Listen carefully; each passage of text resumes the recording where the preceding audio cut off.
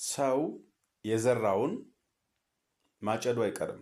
ያውም በሶስት አይነት ሁኔታ። የዘራውን ጊዜውን ጠብቆ በጊዜው በወቅቱ ማጨዱ አይቀርም። ለጊዜው የዘራኸው አልደረሰም አላጨድከውም ማለት፣ የዘራኸው አልበቀለም አላጨድከውም ማለት አይደለም። የዘራኸውን ማጨድህ የዘራሽውን ማጨድሽ አይቀርም። የዘራነውን እናጭዳለን። ያውም ተባዝቶ። ብዙ ጊዜ በመዝራትና በማጨድ ውስጥ የሚገርመው ነገር ይሄ ነው።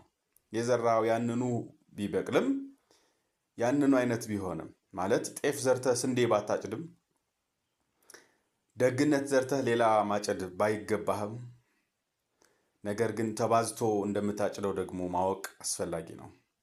ማወቅ ብቻ አይደለም፣ ከዚህ አንጻር ስለምንዘራው ዕለት ዕለት ስለምንዘራው ልጆቻችን ላይ፣ ተማሪዎቻችን ላይ እንዲሁም የትኛውም የምናገኘው የማህበረሰብ ክፍል ላይ የምንዘራውን መጠንቀቅ ያስፈልጋል።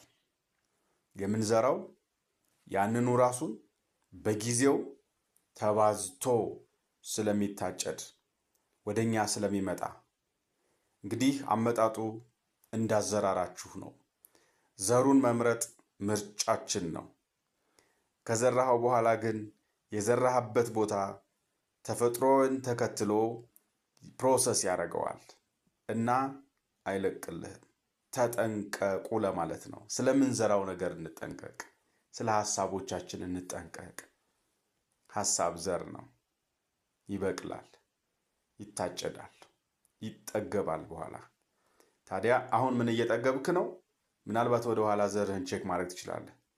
ቢያንስ ግን ከዚህ በኋላ ያለህን የምትዘራውን ዘር ለመቆጣጠር፣ ለማስተዋልና ለመምረጥ ከዛም ለመንከባከብ ሞክሪ።